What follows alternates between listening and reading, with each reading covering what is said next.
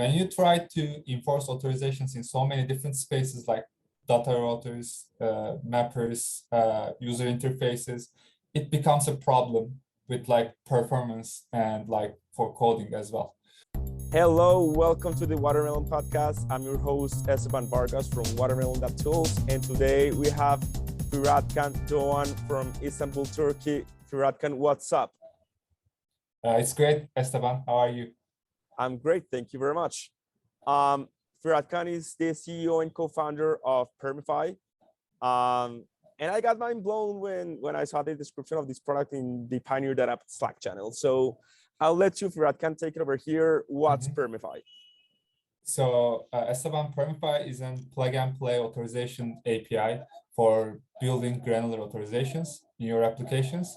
So we make it easier for developers team to build granular authorizations and then manage and refactor it basically.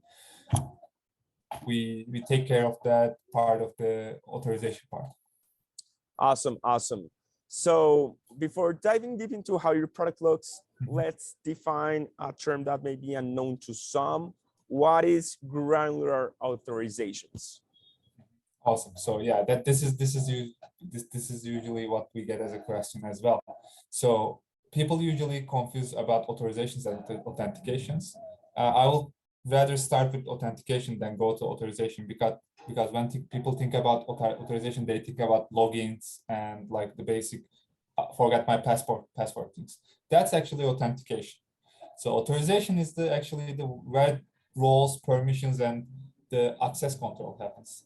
And in most basic terms, we control which data you can access, which part of the app you can access, which part of the data or the microservice you can access it basically as a user. So for instance, let's say there's a dashboard that you want to access, but two types of different users can access different parts of the dashboard and cannot see the other parts. That's what we control basically. That's what the authorization is about.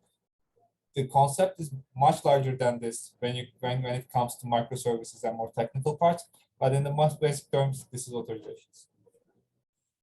Cool. So just to give an example for the layman, let's say I have an app and there are some permissions that are for administrators and others for regular users.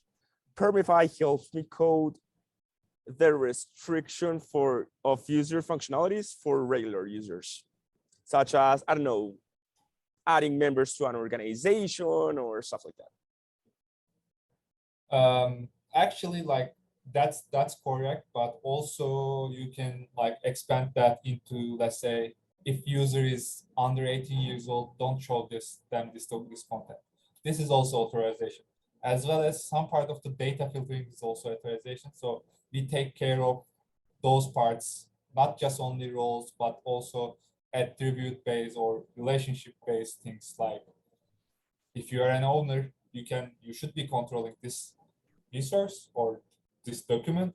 So we help you control that as well. That is also part of the authorization. Awesome. So you're an API company. We'll talk about the API in a moment. But I want to ask you, why is this so hard for teams to code in-house? Like, does refactoring become unscalable as a product grows, or what is it exactly that happens?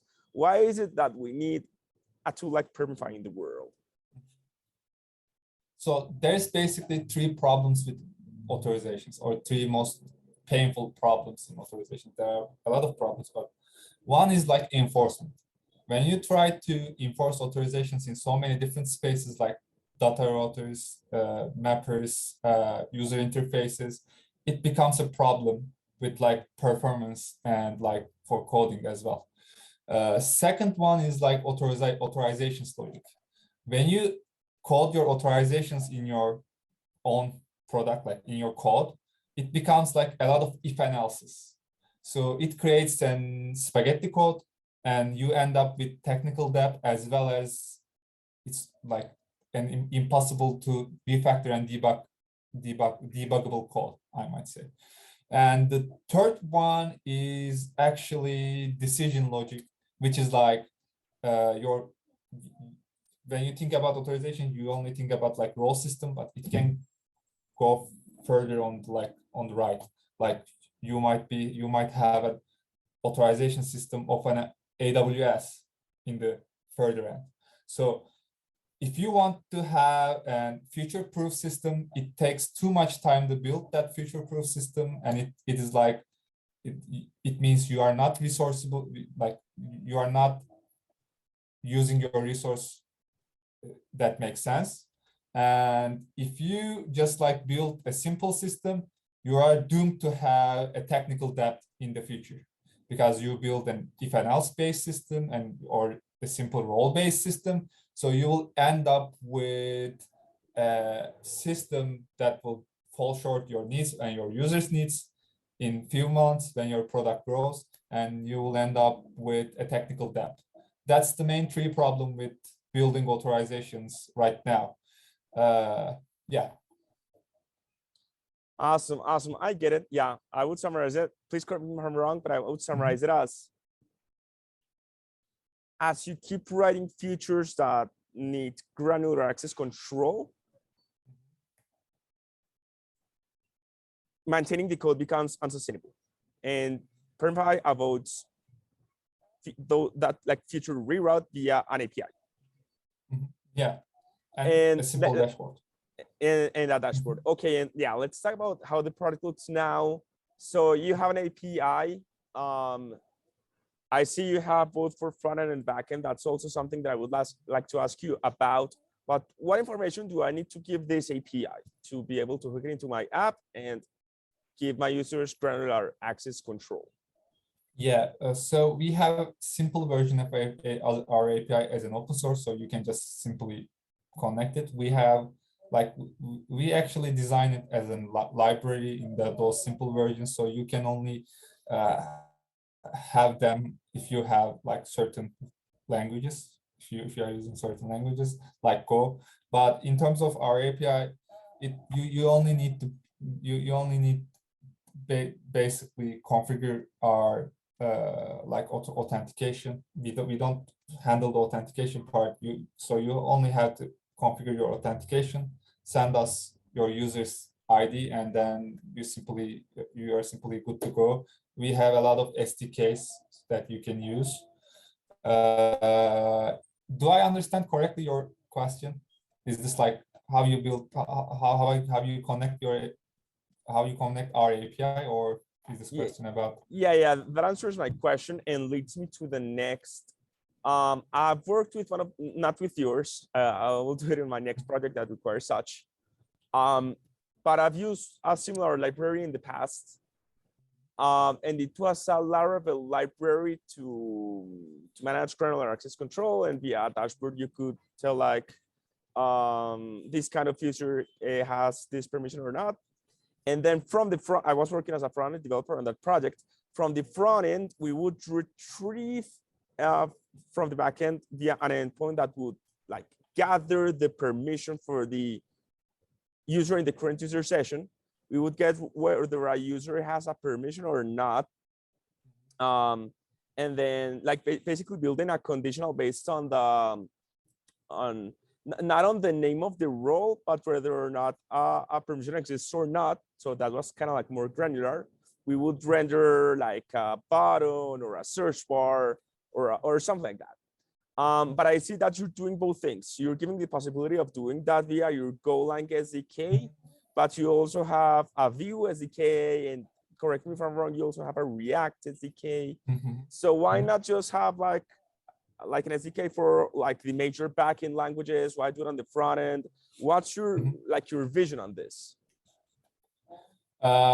So like you said, that this like doing on the front end side of the things, only front end side of the things, is not basically I might say sustainable, because it's basically like front end is only for just checking access control, and it's not that different from feature flagging, and it's usually not that different from feature flagging or feedback, like giving feedbacks in terms of user experience. So our front end SDKs are mostly for the people who don't have concerns about security. But we have both SDKs because we believe it should be a full stack solution, since there is also a concern of security, and when it comes to backend and front end, like if you do authorizations in your backend, it makes more sense. I don't know the library you are using, right, or you had used back then, and I don't know how it works, but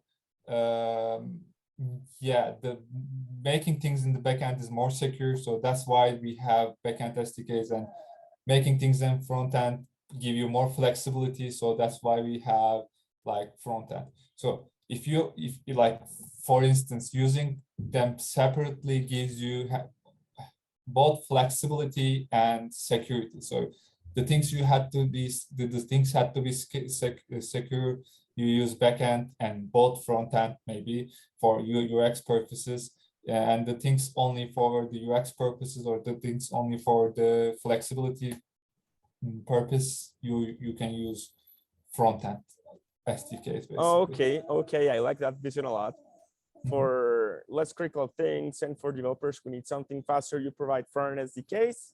And then for a fully fledged product that has higher security requirements, you recommend using your backend SDKs. That makes a lot of sense, Fıratcan.